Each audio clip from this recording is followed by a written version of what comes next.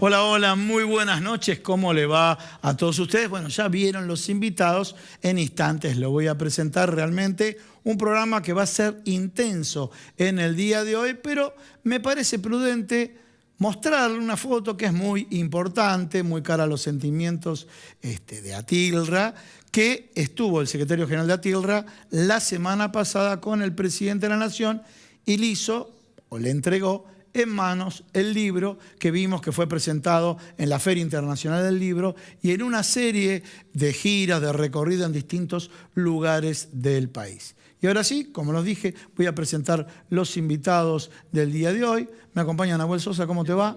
Un placer verte de nuevo acá, Nahuel. Vamos por la invitación. Muchas gracias, claro. Ya se hizo una estrella de televisión acá en Nahuel Sosa. Bueno, lo vamos a tener hoy acá en el programa. Y también Pablo Romá, analista político.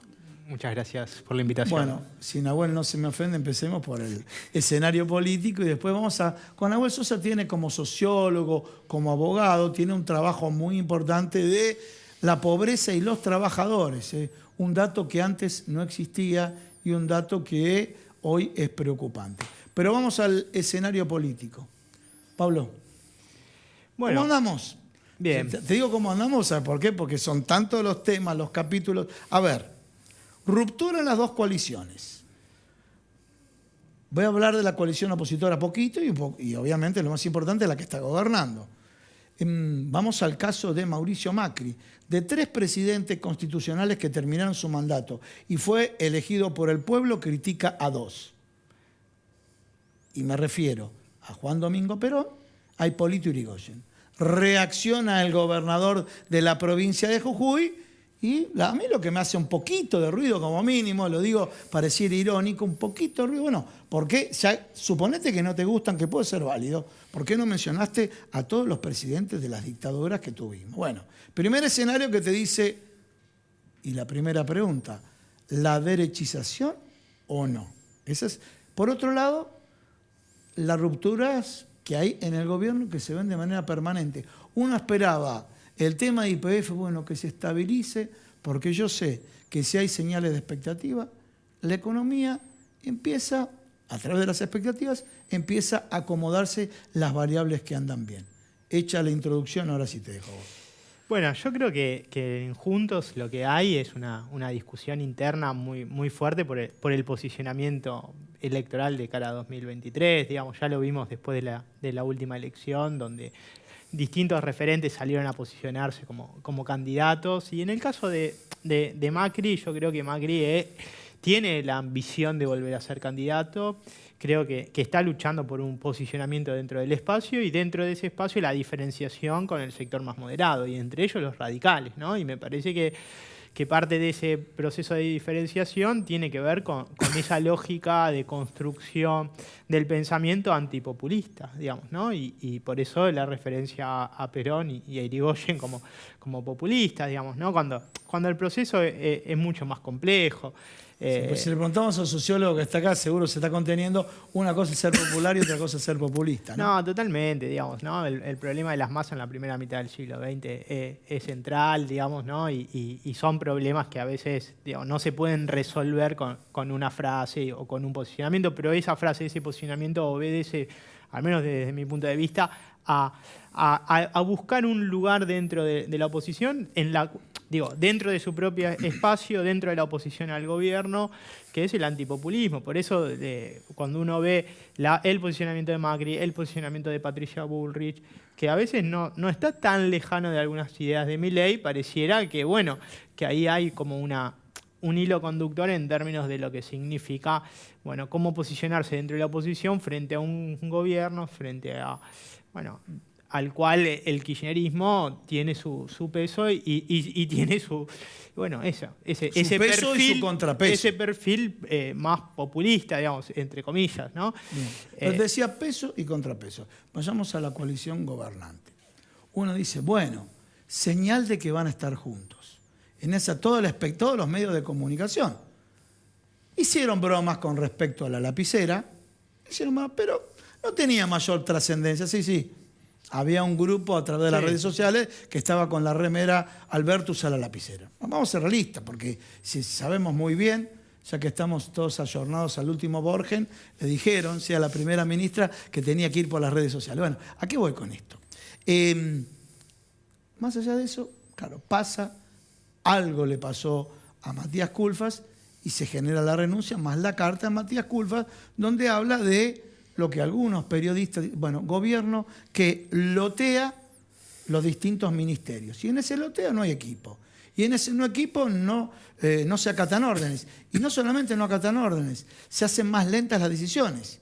Y ni hablar si hay fuego cruzado, porque más miedo todavía hay a la judicialización de comprar una virome. No estoy hablando de hechos de corrupción. Yo creo que la política también pasa por eso, pero también le excede, digamos, ¿no? Y me parece que lo que significaba el acto en Tecnópolis por los 100 años de YPF, digamos, para Alberto Fernández era importante, digamos, ese acto con Cristina Fernández de Kirchner, más allá de las críticas por elevación o no tan por elevación de la vicepresidenta, pero yo creo que para Alberto Fernández era muy importante. Y creo que Culfas no leyó el timing político de la discusión, digamos, ¿no? Me parece que tanto para Alberto Fernández como para Cristina Fernández era importante esa foto más de unidad. Creo que pesó, digo, parte de esa inexperiencia política, porque me parece que se equivocó por la forma y por el contenido, digamos, ¿no? Y el error lo cometió 2 veces, porque... Te voy a decir algo, estoy de acuerdo en el error de la forma y contenido, y más con un líder. El que decide si hay tensión o no hay tensión con la vicepresidenta es Alberto Fernández. Exactamente. Pero discúlpame, pero quiero agregar algo, voy a abrir un paréntesis de la carta. 2 años y medio y el equipo técnico no logró segmentar las tarifas al segmento socioeconómico más alto. Eso es un hecho objetivo que ocurrió. Puedo decir, yo era el líder y soy culpable también, son culpables los otros, bueno, pero eso también tiene su lectura en los medios de comunicación. 2 cosas, me parece a mí, ¿no? Sí. Digo lo del error del timing político porque también para Alberto Fernández era muy difícil sostener esa situación, porque también es cierto que un ministro no puede poner la línea política al presidente. Totalmente. Eso es totalmente. así. Y después lo de la segmentación y del equipo técnico, yo creo que no es una discusión técnica, sino es una discusión política, claro, digamos, porque hay una tensión política respecto a lo que significan las tarifas y el precio de las tarifas, el subsidio de las tarifas. Es una discusión política y me parece que entenderla solamente como una cuestión técnica es un error. Creo que Culfas venía un poco pasado de vuelta en términos de la discusión política y no pudo ver que el escenario era otra cosa. ¿Puedo cambiar el lenguaje tuyo? Se cansó y explotó. No sé si se cansó y explotó. Yo creo que no tuvo la frialdad política para leer una situación concreta particular y se puso por delante de la situación y esto. Si explota, se cansa, se pone por adelante de una situación cuando no debería ponerse por delante de una situación porque no ameritaba, porque es cierto, es un ministro, pero el ministro no puede marcarle la agenda al presidente. Eso está clarísimo. Y sobre todo la agenda política. Está clarísimo, está clarísimo. Ahora sí, paso a la otra parte del estudio. A ver, así como comentamos aspectos que son no favorables, algunos observadores dicen, bueno, que hay una luz al final del túnel, porque quien va a asumir ahora es Daniel Scioli y se lo ve con un perfil negociador. Bueno, yendo por ese lado, para tratar de... No quiero primero un comentario tuyo, me gustaría también meterme después con el tema de lo que está pasando con los trabajadores, ¿no? El trabajador en relación de dependencia y su relación con la canasta básica total, ¿no? Bueno, yo lo que creo es que la foto del acto de YPF marca una nueva etapa en el frente de todos. Me parece que eso que quedó un poco después subsumido por esto que contaba Pablo y las distintas discusiones y tensiones, pero sacando eso, creo que marca una nueva etapa. Es decir, marca una nueva etapa en el sentido de que tanto Alberto como Cristina hubo 2 cosas que se refirieron, una fue a los discursos de odio y la otra la idea de futuro. Eso me pareció algo que un poco pasó desapercibido en los medios. Y también, ¿discurso de odio? Sí, ambos hablan de los discursos de odio con preocupación, del odio como preocupación, como estrategia política. Ambos también hicieron definiciones respecto al futuro, cuando Cristina dijo, bueno, el futuro es lo que se hace ahora, cuando Alberto dijo la frase de Spinetta, el futuro, el mañana es mejor. Y me parece que en el fondo también ambos sostuvieron un mismo modelo económico, ¿no? Capaz que con velocidad distinta, pero esta idea de cuáles son los sectores estratégicos para que el país pueda desarrollarse y tener soberanía, y cómo se hace con empresas como Techin, que es un capital transnacionalizado, es decir, tienen intereses de burguesía pero no de nación, o sea, no pasa como en otros países, como puede ser Brasil, donde hay una burguesía nacional, por más que uno esté más o menos de acuerdo, ¿no? Creo que eso, y que era una foto después de 3 meses fuerte, es decir, que era un mensaje, decir, bueno, acá está, o sea, no se rompió, esta coalición sigue estando. Creo que Cristina, lejos de lo que muchas veces uno ve en las tapas de Clarín, cuando le dice a Alberto usar la lapicera, lo está empoderando en vez de debilitando, porque lo que está diciendo, bueno, te bancamos, andá, dale para adelante y acá estamos. Y me parece que aún así el presidente actuó bien frente a este episodio. O sea, me parece que definió y definió en función de la unidad. Bien. O sea, de caso contrario, lo que hubiera sucedido, si uno hiciera análisis contrafáctico, era más bien alentar un nuevo capítulo de tensión, y me parece que Alberto eligió frente a eso proteger a la coalición política. Clarísimo. Bueno, ahora sí, vamos al tema de como sociólogo, ¿no? Sociólogo y abogado, pero vamos como sociólogo. Sí. El tema de qué es lo que estás viendo vos del trabajador en este escenario. No, a ver, hay una socióloga llamada Natalucci que tiene una definición que es interesante, que dice, bueno, hay 3 tipos de trabajo, ¿no? Sí. O sea, el trabajo de quienes están en una situación registrada, lo que comúnmente decimos trabajo en blanco, el trabajo informal o el trabajo en negro, pero hay un tercer tipo que son trabajadores desempleados. ¿Y quiénes son los trabajadores desempleados? Bueno, es lo que, por ejemplo, el feminismo denomina la economía del cuidado, son aquellas tareas del cuidado que no son reconocidas, o lo que los movimientos sociales denominan como la economía popular, ¿no? Y acá me parece que hay algo que es clave, que es diferenciar entre trabajo y empleo, ¿no? O sea, que a veces se confunde, ¿no? El empleo es una determinada situación jurídica en la cual estás en blanco, hay descuento. Ahora, el trabajo es mucho más amplio que el empleo. Es decir, el trabajo es una actividad social que produce bienes y servicios, más allá de tu situación jurídica, si estás en blanco o estás en negro. Y esto me parece que es importante porque esto invita a pensar que, bueno, entonces el desafío que hay que hacer como Estado es reconocer todas esas formas de trabajo que hoy no están reconocidas, remunerarlas, institucionalizarlas. Eso me parece que es clave, ¿no? O sea, el feminismo luchó mucho tiempo para que se diga, che, ojo que cuando una compañera está haciendo una tarea del cuidado está trabajando, no es que no está trabajando y solo trabaja el tipo que va a la fábrica, ¿no? Hay una actividad social de trabajo. Cuando los movimientos sociales dicen, che, ojo que mirá que cuando en una barriada popular una persona está 8 horas de su tiempo dedicándola a un merendero, o un cartonero está 8 horas reciclando, esa persona está haciendo una actividad social que es el trabajo. ¿Sí? Entonces, la conclusión de esto, ¿cuál sería? Bueno, la conclusión de esto tiene que ser que el Estado tiene que reconocer esas formas de trabajo y empoderarlas, porque de caso contrario, lo que termina sucediendo es que quedan excluidos un montón. Digo, hoy los trabajadores formales son la minoría en nuestro país, ¿eh? Sí. Yo quiero aclarar eso. Entonces quedan excluidos un montón de trabajadores y a su vez tenés un segundo punto que con la inflación, el poder adquisitivo se reduce y aparece este fenómeno de los trabajadores pobres, es decir, que vos construís una actividad social y sin embargo estás por debajo de la línea de pobreza. Clarísimo, clarísimo. Contame un poco, bueno, ¿y cómo ves el escenario futuro del trabajo? Bueno, creo que, a ver, hay 3 ejes, que es producción, trabajo y distribución, que van asociados, que uno podría decir, después de la pandemia, la producción es lo que más creció en nuestro país, esto que vos lo decías al principio, la macro. La verdad que de indicadores buenos, teniendo en cuenta que venimos la sociedad argentina viene de una crisis muy larga, que ya lleva casi 5 años. Sí. O sea, entre el macrismo, entre la pandemia, ahora la inflación, con la guerra Rusia-Ucrania, son 5 años seguidos de un golpe tras otro, ¿no? Entonces, aún en eso se logró que crezca la producción. En materia de trabajo está esta dificultad, ¿no? Es decir, por un lado crece el empleo, pero por el otro lado se sigue sin reconocer las otras formas. Y el tercer punto, que me parece que tiene que ser la clave del gobierno de acá al 2023, es la distribución. Me parece que ese va a ser el eje. O sea, porque sin distribución, ese trabajo termina siendo un trabajador pobre. Claro. Ese es el dilema que te construye. O sea, vos reconoces todas las formas de trabajo, vos creces en materia de producción, pero si no hay distribución, tenés este fenómeno de personas que pueden estar trabajando y, sin embargo, por su propio poder adquisitivo, están en una situación de pobreza. Bien. Y ahora sí, pasamos acá a la otra parte del estudio. Bueno, Pablo, tenemos este escenario. 2 coaliciones, yo te digo cómo lo ve la gente en la calle. Porque uno está en el día a día, te cruzás, te ven, uy, te vi tal día, tal otro, estoy de acuerdo, no estoy de acuerdo con tal cosa. Las 2 coaliciones, la gente la ve rota. Las ve rotas las 2 coaliciones. Y de pronto algunos presumen que encuentran la salvación en algún emergente. Ya le ponemos nombre y apellido porque los números le pusieron nombre y apellido al emergente, me refiero a Javier Milei. Bueno, contanos un poco, este tema, ¿están alejado de la agenda de la gente?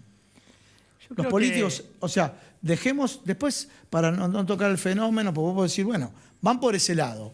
Yo miro, ¿no? Yo después puedo evaluar cómo es esta persona, pero la gente dice, bueno, estos dos grupos ya no me está gustando.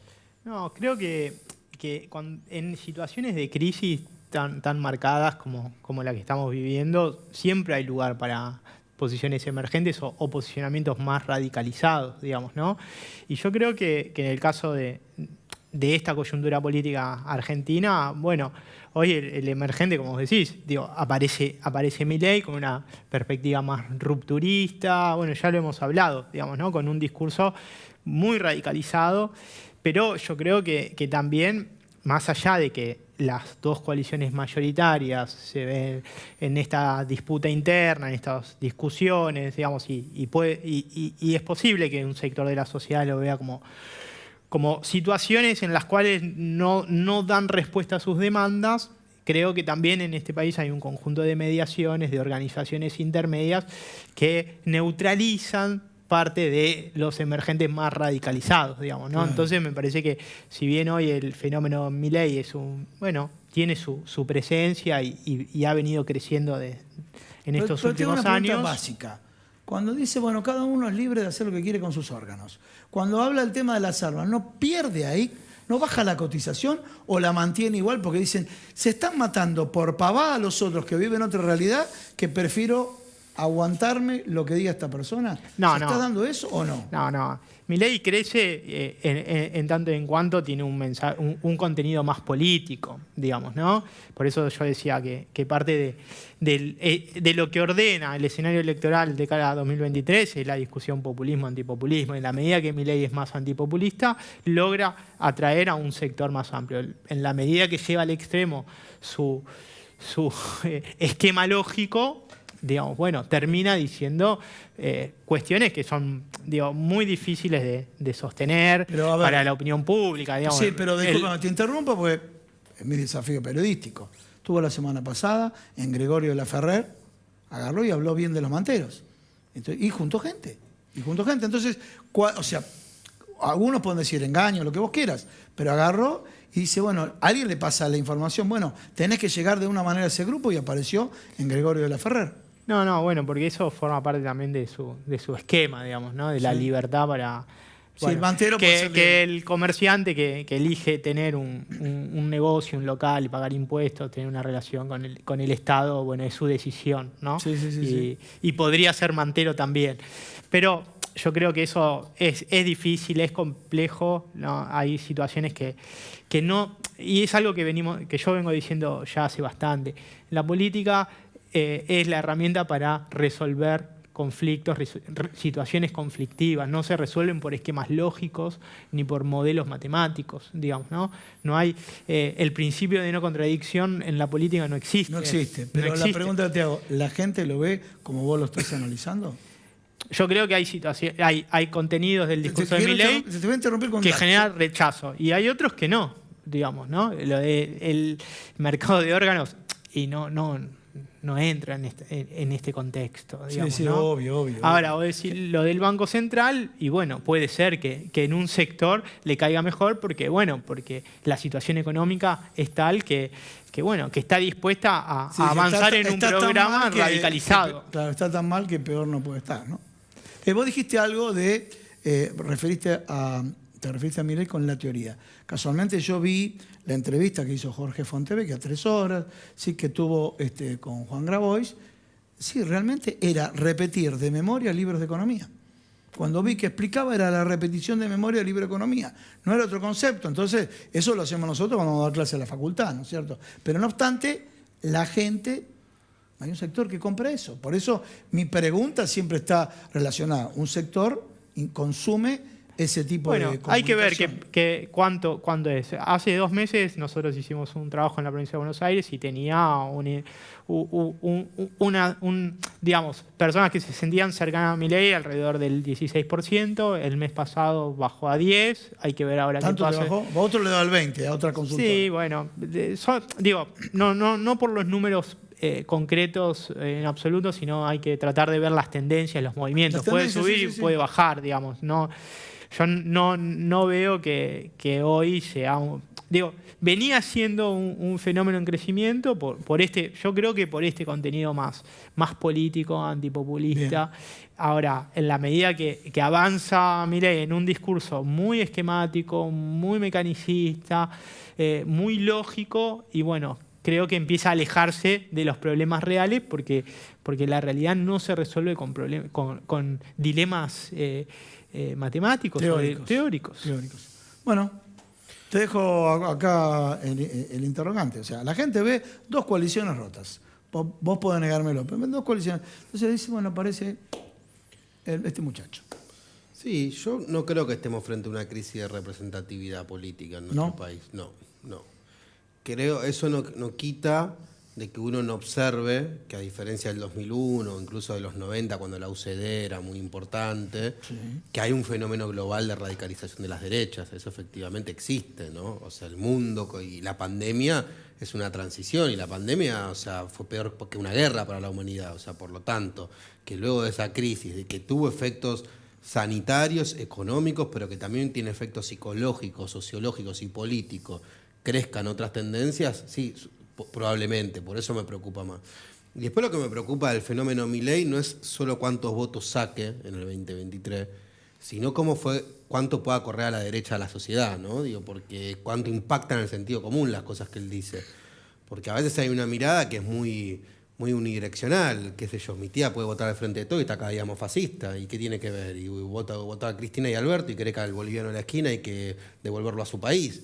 Entonces, me parece que a veces esos discursos autoritarios, esas prácticas violentas, van corriendo los límites, y eso sí me preocupa, sobre todo teniendo en cuenta que el año que viene se cumplen 40 años de democracia. Entonces, por lo tanto, por lo general estas tendencias autoritarias lo que hacen es, bueno, te van erosionando prácticas que son violentas, Entonces, ahí hay algo que hace Milei, que lo señala bien una autora, que es la idea del individualismo popular. O sea, que ya el individualismo popular. Claro. A ver. No, esa idea de vos te armás tu propio parripollo y en el propio parripollo explotalo más al que está en la esquina, y por eso sos un emprendedor, porque frente a la adversidad que te da la pobreza, vos fuiste un emprendedor, y básicamente como sos un emprendedor en la adversidad, está todo válido, desde autoexplotarte de forma descarnada hasta explotar al lado de forma descarnada, ¿se entiende? Clarísimo. Entonces me parece que ahí sí hay algo que hay que tenerle en cuenta.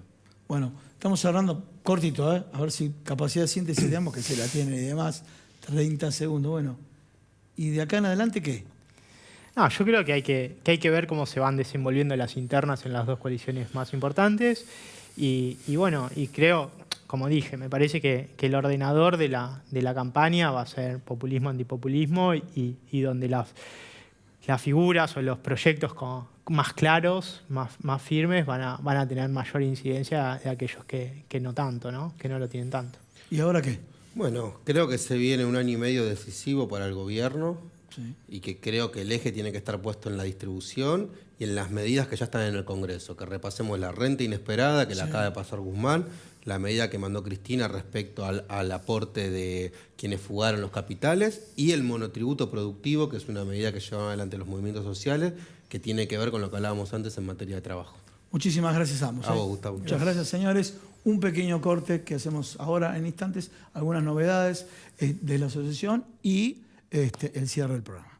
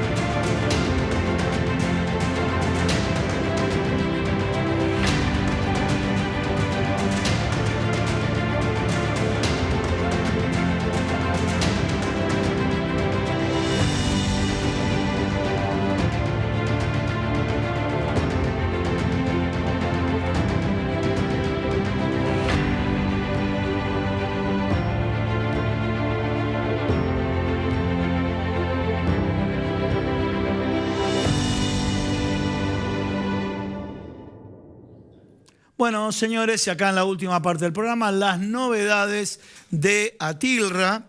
Uno de los temas importantísimos, el tema de salarios.